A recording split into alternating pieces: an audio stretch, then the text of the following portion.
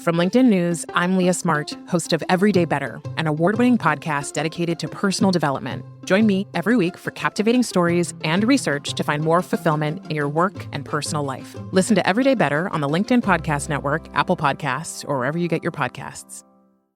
The HP AI PC breaks language barriers instantly by translating up to 44 languages in real time, powered by the Intel Core Ultra processor. With the right tools, work doesn't have to feel like work. Learn more at hp.com/AI PC. Hello, my fellow negotiators. How would you like to get the same expert insights and key takeaways in just a fraction of the time?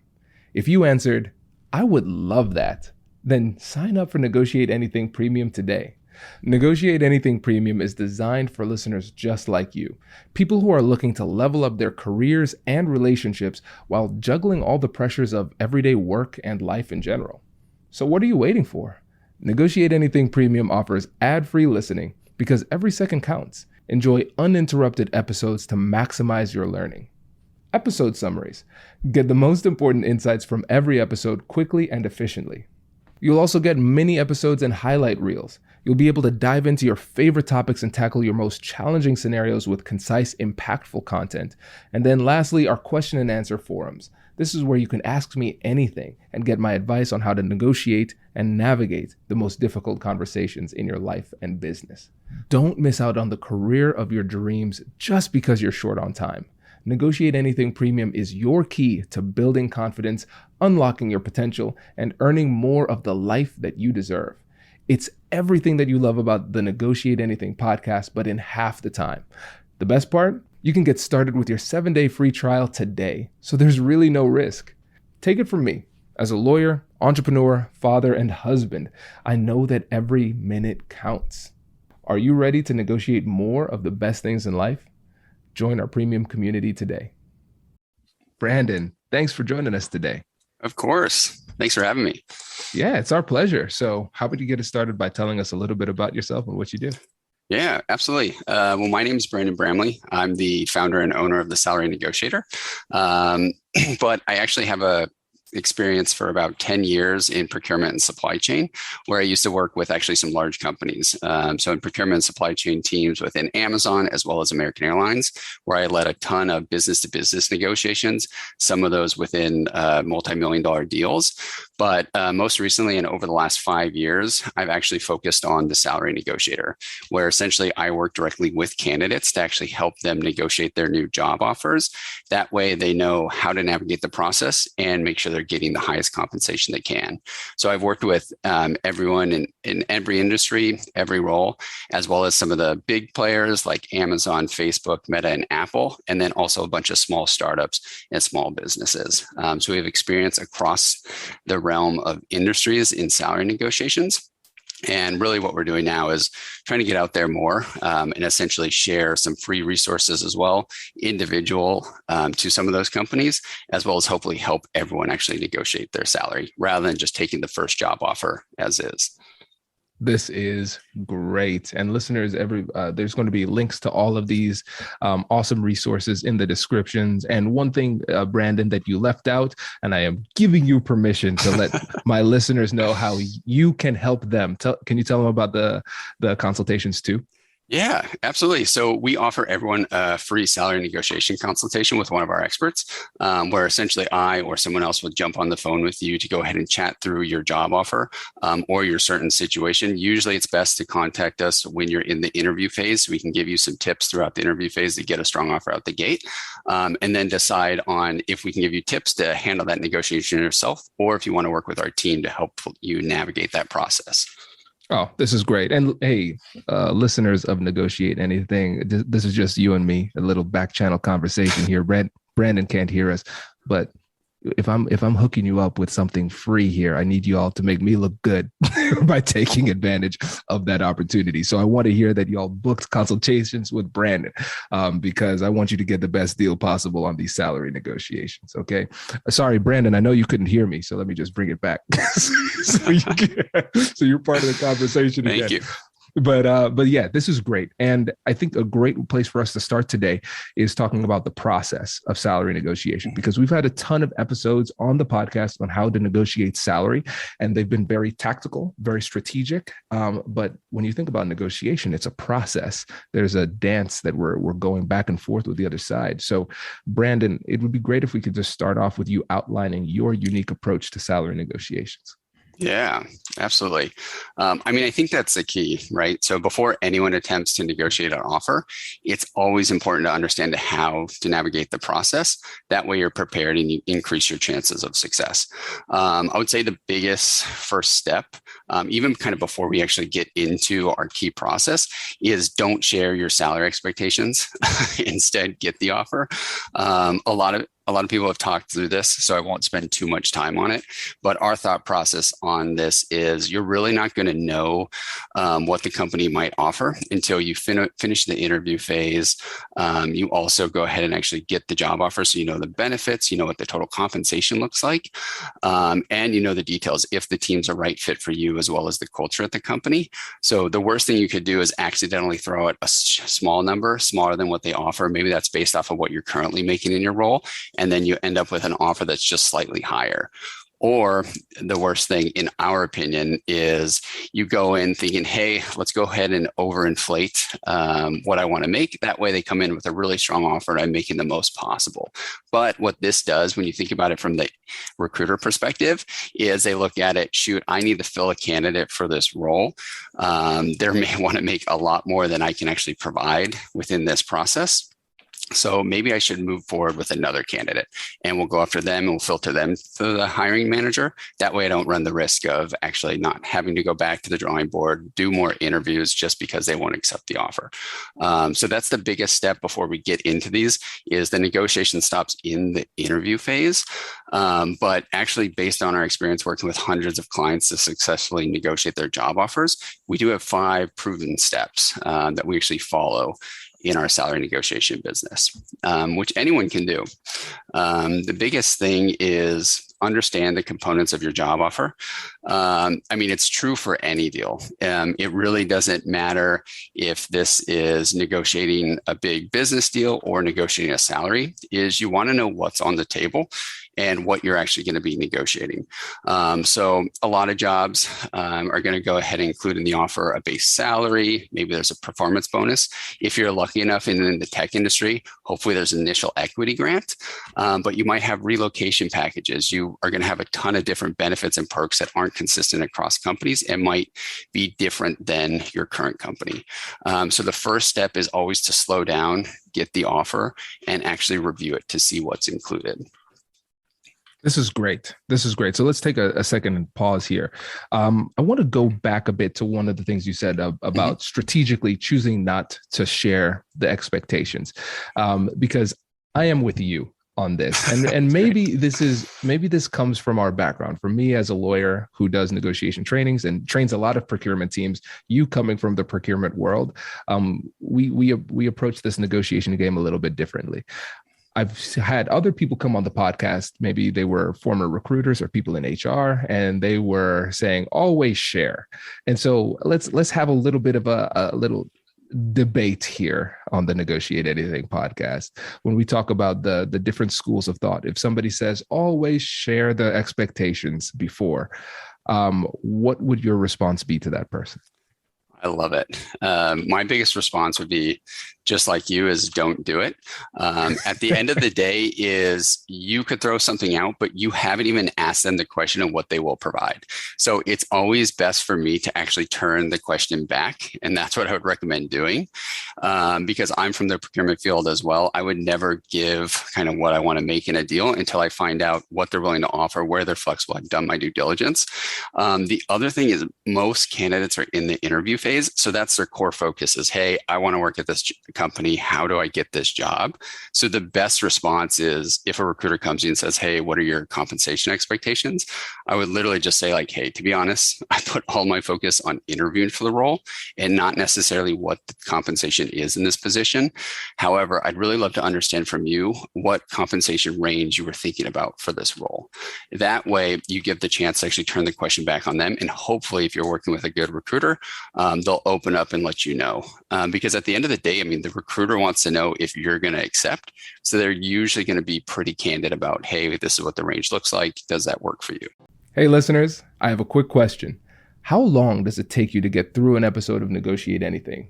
If you're like me, it could be a day or two, simply because life and other work responsibilities get in the way.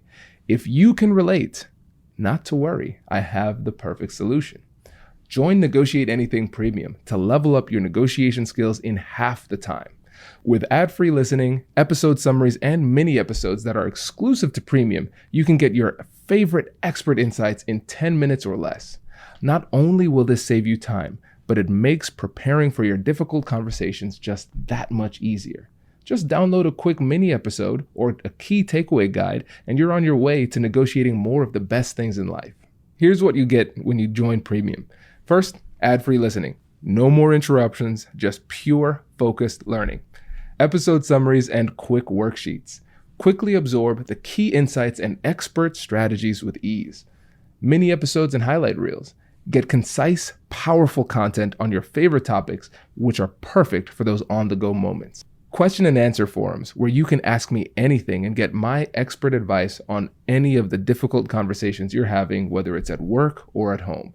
And you'll get all of this for less than $10 per month. So what are you waiting for? Take my word for it. As a CEO, father, husband, entrepreneur, and more, this is the best way to get your professional development journey in less time. Start your risk-free 7-day trial today. I'll catch you later. Introducing the HP AI PC, your powerful AI assistant. Easily search through personal files, gain valuable insights, and make smarter, more informed business decisions. Unlock the future of work today with the HP AI PC, powered by the Intel Core Ultra processor. With the right tools, work doesn't have to feel like work. Learn more at hp.com/AIPC.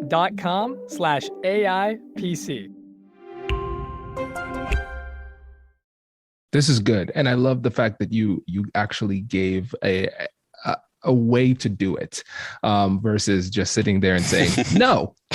I'm not telling you, just a naked no of just no, period. Usually not that effective. So I like that you gave an alternative there.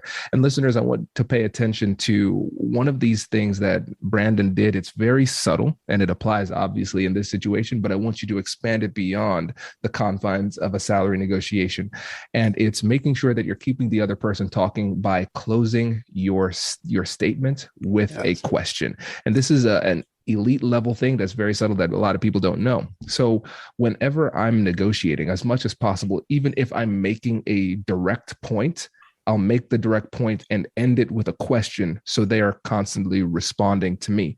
And so that's a way that you can really lead the negotiation. I don't want to say control. That seems a little too Machiavellian here. But you're leading the conversation in a productive and more predictable way. So you know that their response will be within a certain set of parameters too. Absolutely. I mean, that's the biggest thing, especially when you leave that question, it's on their response. And that's where silence is key. Just wait to see what they come back with. Hopefully they feel a little bit awkward and get that fuzzy feeling to where they have to throw something out. And that's essentially what you're looking for, is getting them to talk and getting them to disclose additional information that you can take back. Love it. Oh, this is great. And now when we talk about step one of the process, where you're talking about understanding the offer, some people might say, well, Brandon, I mean, isn't that obvious? Who doesn't understand an offer? Clearly it's step one because people haven't understood the offer. So can you go a little bit deeper to talk about some of those things that are often misunderstood about the offer? Yeah, absolutely. I mean, The biggest thing that I've seen recently is the tech companies have been hiring like crazy. People are moving to Facebook, I guess Meta now. They're moving to Amazon, Microsoft, Apple, Netflix, or the other big companies that are starting to get more creative and aggressive in attracting talents. So what a lot of people are is they're working with companies. For example, when I worked at American Airlines, all you get is a base salary as well as a yearly bonus. But when you move up the career ladder and you move into these high profile positions, as well as some of these larger companies, your offer is actually going to get more complex. So the biggest thing I see is people focus on base salary and possibly bonus. And they're like, hey, this is how much I want to make. But they're used to that because that's in their paycheck every month. But when you move to these other companies, they're looking at it on a total compensation basis. So when I say understanding the components of your job offer, it's understanding your total compensation. And what I mean by that is taking your base salary, how much is that per year? How much is my performance bonus going to be each year if I hit the target? If they're giving me an equity grant, which is essentially stock in the company, usually is going to vest over a 3 or 4 year period. How much does that add in on a yearly basis? And how much is going to actually vest in year 1, year 2, year 3, year 4? And then also, are they including a sign-on bonus? If they're including a sign-on bonus, maybe I'm going to go ahead and have a huge year 1 total compensation, but then I'm going to fall off a cliff in year 2. So was it an incentive just to get me through the door? Or am I hitting that recurring guaranteed pay that I want to see from year to year? As well as if you look at it from the benefit side, am I making a big move? Is there a relocation package? What are the terms on their relocation package? Do I get a lump sum where I can manage to move myself, maybe make an extra $5,000 or $10,000 in the process? Or do they just pay for everything? And then as for benefits and perks, am I going to get free food if I move to Facebook? Or am I just going to get run-of-the-mill healthcare? Is there a tuition stipend where I can actually learn? Maybe I can bring on Kwame and his team to actually come in and actually give me the techniques to negotiate. Those are all things that are included in your job offer. But until you sit down and look at those, all you're thinking about is maybe the base salary or something. So that's really what I mean of sitting down, understanding the components. Then that's going to point you in the right way to start doing research and asking any questions that you don't understand. Oh, this is great. And listeners, I want you I want to make sure that you paid attention to the most important thing that Brandon said, negotiating for the American Negotiation Institute to come in and do a training. I love that. I think that's a great idea. But with what you said, you've given some really great examples of how this could be very complex, very quickly, and very impactful. And so it's really important for us to take the time and do the homework. And honestly, I think a lot of times when we don't do this, it's a bit of intellectual laziness because we are busy. We're overworked as it already is. And this is a stressful process. And you're probably managing a number of different offers. And so our brain is going to look for shortcuts. And we just take a quick glance and we say, oh, yeah, we got it. And we pay attention to the big obvious things that are often tied with our ego, like the underlying salary, for instance. People usually compare themselves based on salary more so than vacation days. But vacation days are very important, right? So I like the way that you broke that down because, like you demonstrated, there are many ways that we can misunderstand the complexity of these offers. Yeah, that's true. And the big thing too is even moving into our second step is it's more research before you even actually talk to the recruiter. So what this is just like any deal you're trying to negotiate, whether it's buying a car or if it's negotiating a new contract for some new IT system and even a salary, is actually doing your due diligence on the offer and asking those questions that you mentioned earlier. That way you're actually starting to pull additional information out from the recruiter and make sure you understand the deal fully before you actually go back with a counter. This is another big step I see a lot of people miss. They go through all these interviews. Maybe they spent weeks, maybe they spent months landing this job. And then, they just want it quick and easy. I'm going to jump on the phone once. I'm going to chat with them, tell them what I want. They're going to give me it. I'm going to accept it. Boom. Now I just made this huge 5 to 10 year career decision all within 24 hours. So the first step for us is to actually sit back, review the offer and actually ask questions back. Because this is also a place where you can pick up some freebies. So questions like, hey, why wasn't a sign-on bonus included? That's pretty uncommon for my level role in my experience. Or, hey, what is the actual performance bonus achieved on this team the last few years? I noticed you mentioning 15%, but is that actual? Can you tell me what it's been for the last couple years, and what is the team on target to hit this year? Why does the company only offer a set amount of PTO days instead of an unlimited PTO policy? I'm a seasoned career professional. I have a lot of vacation time at my current company. I really hope that I don't need to drop down from that when I make the move. Or, hey, I know your company's public. Do you actually offer equity to new employees? Or is that something that I'll get on like a refresher basis or when I hit a certain level? These are all additional questions, even if you know the answer to them, that are not going to give you additional data points, but it's also going to set you up for the counter, right? A lot of these questions are going to come back no to us. No, we don't offer equity. No, we don't offer a sign-on bonus. Well, great. Thanks for letting me know, because I'm now comparing that against multiple offers. So I'm going to go ahead and include that in my counter for reasons of why I deserve a higher salary, and your compensation is not competitive with everything else that's out there on the market. Oh, this is so good. This is so good. And I love the focus on curiosity. I mean, that's a foundational element of effective negotiation. I talk about it all the time on the pod. But I think one of the things that we can talk about here too is, if you haven't yet, download those free guides we have on our website too. So you're getting a ton of resources, because Brandon's coming with fire with his salary negotiation expertise and consultations. And then, of course, if you go to our website, there's going to be a link in the description as well. You can get access to our ultimate negotiation guide, which has a salary negotiation guide included in there. And you'll see there's a section where you're actually writing out the open-ended questions that you'll ask during the conversation in order to be prepared. Because Brandon, you dropped some really great questions there. And I know you're able to do that because you have done this so many times. And I know that the mere mortals who have not negotiated salary hundreds of times probably won't be able to come up with those types of questions off the bat, just completely off the fly. So it's important in your preparation process to write down the questions that you're going to ask, so you don't need to manufacture those questions in the moment, which can be really difficult. Exactly. Yeah, because the other thing too is it's going to change the dynamics of the counter and the negotiation if you do get some of those freebies. You don't want to just move into the negotiation, ask for more money, and they provide you a sign-on bonus and be like, shoot, that's great, I got an extra 10,000. When you could have gotten the extra 10,000 just by asking a few questions. Now you start to look at that recurring total compensation and how you improve that. So now you're getting that long-term growth in pay. Love it. No, this is great. So let's move on to the third step in the process. We have understanding the offer, get more research, more data in the last step. So what's number three? Number three. So this is a little bit more due diligence on your part. So this is really researching the compensation ranges to identify what your compensation should look like.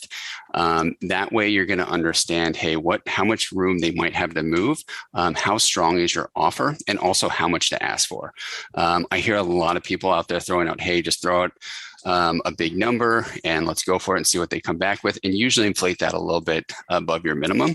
But at the end of the day, based out on my negotiation experience, maybe my negotiation style, that's more like the car salesman negotiation, where you throw out a low number, they throw out a high number, and you're going to probably argue at each other until you meet in the middle.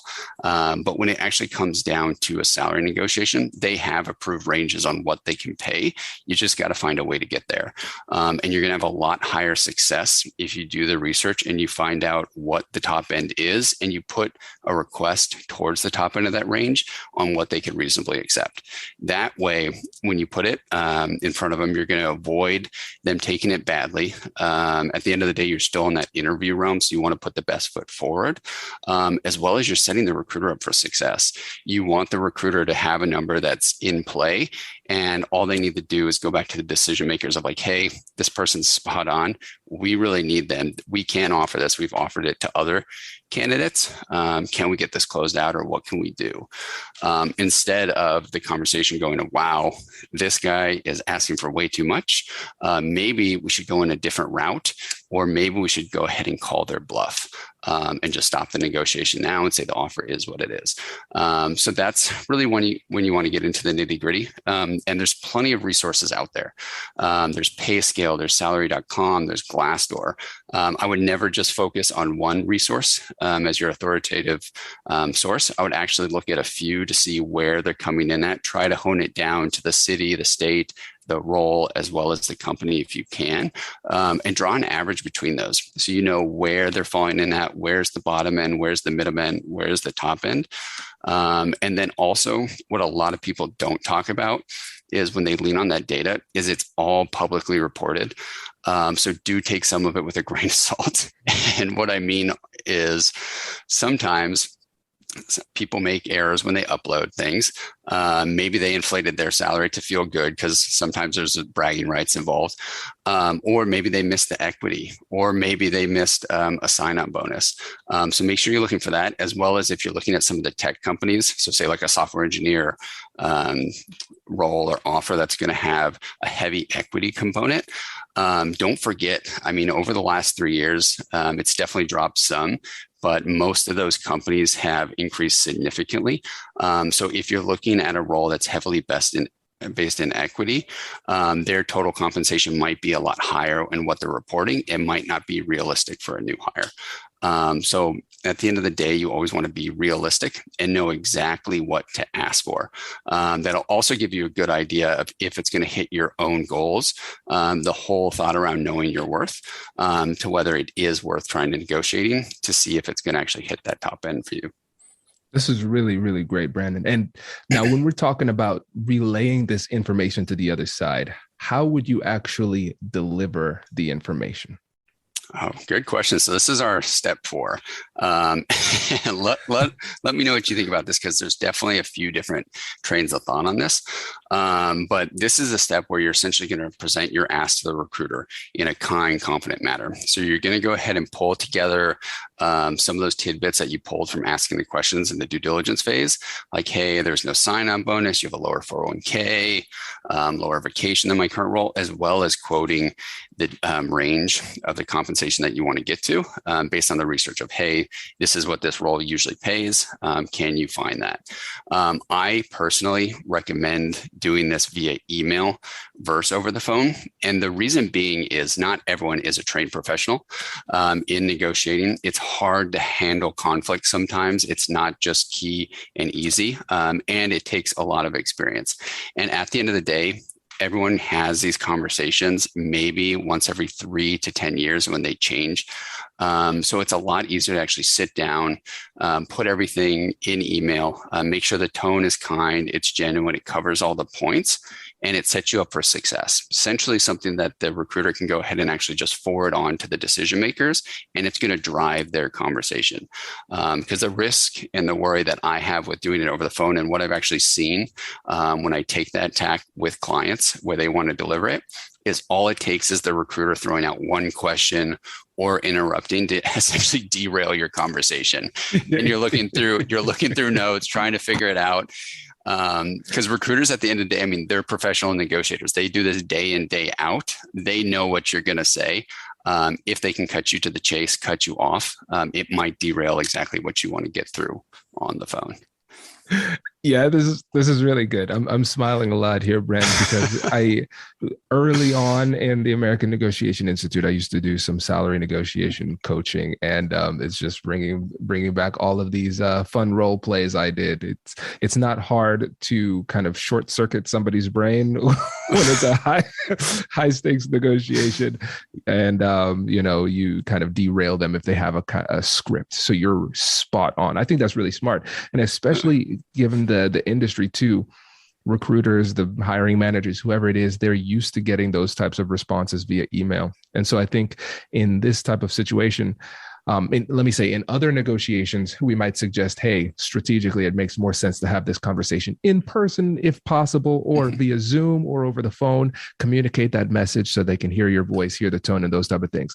But then when we think about the salary negotiation types of conversations, the industry standard is morphing into more email heavy types of conversations. So I like the fact that you're leaning into that, and it makes the process a lot more replicable too, because it's easier to pull that off than have a really articulate high level conversation about salary negotiation, which is really stressful for most people. Yeah, it really does. And then worst case scenario, if you do need to jump on the phone with a recruiter, all you have to do is regurgitate yourself. You've already built your talk track, and you just need to re-deliver that email that you sent. It just gives you one more chance that the recruiter is going to understand exactly what you need, hopefully forward that on to the HR and comp team or to the hiring manager. And that's going to guide the discussion rather than having the recruiter take notes while you're on the phone with them and then take that back to go ahead and display that to the team. Agreed. No, this is really good. And now let's round home here with the fifth step of this process. What does that look like? Yeah, absolutely. So this is where most people we've seen fall short. Even sometimes happens in our practice, but we spend a lot of time coaching them on this. But it's really looking at handling no's and seeing those as objections. Usually what happens if everything goes great, you send off the counter email, the recruiter will come back and say, hey, thanks for being candid with us. We'll take this back and we'll see what we can do. But more times than not, they're going to say, hey, let's hop on the phone really quickly. I want to chat through this. And you know what they're going to say when they jump on the phone? They're going to say no in a variety of different ways. But a lot of people will see that no and be like, shoot, I tried. They don't negotiate. But at the end of the day, I would be very surprised at a recruiter that just spent a month trying to go ahead and land you, schedule all the interviews, meet with the hiring manager, meet with the interview team to go ahead and just push over when you ask for more money. At the end of the day, it's their job to get the best deal for the company. So they are tasked to actually spend a little bit of time to push back. But usually 9 times out of 10, those aren't real no's, and they should be seen as objections. It's very similar to being in sales. Really what sales is just another type of negotiation. And people are naturally confrontation avoidant. And usually you can use that in your advantage during a negotiation. And what I mean by that is most people, it's pretty easy to decline a request once. If someone asks a question, it gets a little bit harder if you ask twice. And then it's even harder if you ask 3 times. Usually most people will fold and be like, hey, look, I'll look into this and get back to you. So you're really looking for that verbal agreement. And what I mean by that when it comes to salary negotiation is your main goal is to have them take your concerns back to the hiring team. Once they go ahead and say, hey, I'm going to take this back to the hiring team. I don't think they're going to move, but I'll see what I can do. They've given you that verbal agreement. So it's off to the races. And 9 times out of 10, they're going to come back with a better offer. It's just handling a few no's to get there. This is really interesting. So, Brandon, let me know if I'm conceptualizing this the right way. I love the fact that you are always tying this back to a standard negotiation process. I like that we're sprinkling in the sales terminology with overcoming objections. So we're recognizing it's not just a no completely. It is some resistance that they're putting up to almost test your resilience. How serious are you about this money? Let me act like it's hard to get. And then taking it a step further here, the goal isn't to get them to commit in that moment to more money. The goal is more manageable, and it's to get them to commit to talking about the internal decision makers about more money. Am I understanding that the right way? Yeah, exactly. So at the end of the day, the recruiter might have some approval to come back and give you more money. Maybe it's a certain level of sign-on bonus or a certain level of the salary. But usually if you're looking for a bigger increase, they have to take that back to their team. But they're usually first going to jump on the phone to either feel you out, try to find out what your true bottom dollar is, as well as say no and use a few quick tactics to get you to accept the offer so they can close it out, move on. They have a hiring manager and they don't have to think about doing more interviews. So I do have a few negotiation scripts that we use in our practice. So I'm happy to share those to kind of show how you can actually identify an objection and what would be a good response to handle that if you like as well. Yes. Oh, that's great. That is great. So yeah, let's talk about the scripts. So what does that look like? Good question. So at the end of the day, you're going to get a variety of different no's. That's usually what's going to happen when you jump on the phone with a recruiter. This can also come via email as well, but usually it's delivered via phone call. But for example, say the recruiter hops on the phone, you regurgitate the email that you sent, and they say, hey, we feel we give you a great offer based off your experience, and we really cannot make any changes since we're at the max compensation for this role. Some people would see that as like, shoot, that's a no. I get it. I'll accept as is. But at the end of the day, all we see that is a no or an objection that needs to overcome and get you to that goal of them actually taking back your concerns, sitting down with the hiring manager and actually working through that to see where they can move it. So if they told me that, I would just see it as a no. And a good response would be, hey, look, I agree that's a very generous offer. However, I'd like it if you can at least take my concerns back to your team to see if they do have any flexibility. I know it might be a hard ask for you, but I greatly appreciate you at least taking it back for another look. Do you mind after this call sitting down with your team and looking at my concerns to see if they can find any improvement or if there's any additional room to help close the gap?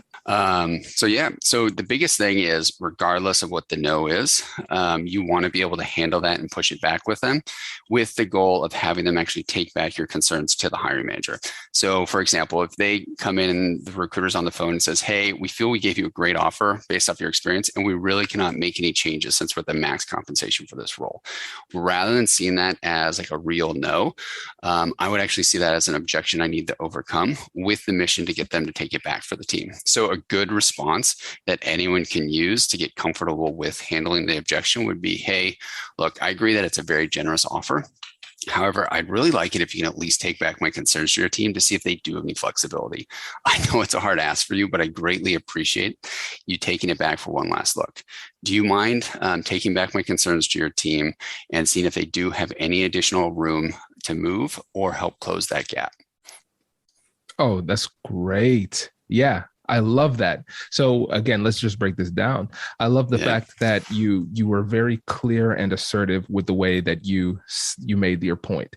You acknowledged what they said. You didn't completely dismiss it as irrelevant. You made it clear that you heard what they said, and then you stuck to what your request was in a very reasonable type of way. And like we discussed earlier, you closed it out with a question. So they have to respond to you, essentially following your lead in that conversation. So I really love that approach. Exactly. That's usually what works. Is it's usually agreement of, hey, I hear you loud and clear, but as I mentioned, I have these concerns, and then closing it with that question. You never want to go ahead and close it with like a yes or no question. You usually want to be a little bit more vague and almost assume that they're going to take it back. But if they do come back and they say, hey, look, no, like I said, we can't make any movements, I would see that as your second no. And I would respond the same way, just adjust it a little bit and do that 3 times until you're like, look, they're not moving. The no might be real. Now I'll let them sweat a little bit and say, hey, look, I mentioned I had these concerns. Let me think about this overnight and I'll get back to you tomorrow. That way there's the possibility of the recruiter folding or you getting an email an hour later that says, hey, look, I bumped into the hiring manager. They can move a little bit. Let me look into this quick. That's really great. That is really great. I love that. I love that. And I think one of the things that the listeners would really appreciate about this is the fact that it's so, it's non-confrontational. It's just respectful, assertive, clear conversation that has a clear objective in mind. You're not playing any games. This is not magic. You're not trying to fool people or anything. We're just communicating clearly about what we need and what we want and seeing whether or not there's a deal to be made. I really like this approach. Yeah, exactly. Because at the end of the day, I mean, the salary negotiation is a lot different than some other negotiations, but it's the same concept. But you really are using the recruiter as the middleman. So the tone should always be of like working with a friend that's helping you feel comfortable in the new move to the new company. especially because you're still in that interview realm. You're also showing off your skills to the new hiring manager. Maybe this is a product manager role where your core responsibility is going to be pushing teams to prioritize your projects. Negotiation is a big part of that. So this is your time to shine, and showing that you can do that in a calm, trusting manner to where you're going to build those relationships rather than just push them against you. Love it. No, this is really, really, really great, Brandon. And I don't know, I don't want to give you career advice, but I feel like you should start a company about this and offer free consultations or something like that. Have you ever thought of that? It's crazy. I did. I had the thought about 5 years ago, and we went ahead and we started the Salary Negotiator. So on the salarynegotiator.com, that's where everyone can go ahead and find us. They can sign up for our free consultation where we hop on the phone with you, talk about your situation and see if our services are a right fit, or send you on your way with some quick tips on how you can negotiate a higher compensation, as well as on our resource center. We have plenty of articles out there that are specific to some of the companies, as well as all salary negotiations in general. So you can go ahead and see, hey, is this a myth? Should I negotiate? Or, hey, how do I negotiate? How do I find those tips and tricks that Brandon mentioned on the podcast to navigate this myself? This is amazing. Brandon, really appreciate it, my friend. Thanks for coming on. Of course. Thank you for having me. Wait. Now, before you sign off, I have something to tell you that I've never told you before. Just kidding. I've told you before, but you should listen to it again. I want you to know about Negotiate Anything Premium. Imagine all of the things that you love about our traditional feed, plus so much more. I know you like our traditional feed because you're at the end of the episode. And with Negotiate Anything Premium, you'll get more bonus content you've been asking for, more of the expert insights that you can't get anywhere else, and more exclusive behind-the-scenes access into every conversation. Are you ready to get more of what you want out of your life, career, and every conversation? With Negotiate Anything Premium, you'll have access to more high-level, custom-designed content and insights, giving you the tools you need to negotiate higher salaries, better deals, and better relationships in your life and career. Once I had a listener share that Negotiate Anything helped her to negotiate a $53,000 raise. Could this be you? What would that mean for your life? I've seen firsthand the impact this model has had on my life and the lives of my corporate clients, and I am confident that it can do the same for you. Are you ready to negotiate more of the best things in life? Click the link in the show notes to learn more. I'll catch you later.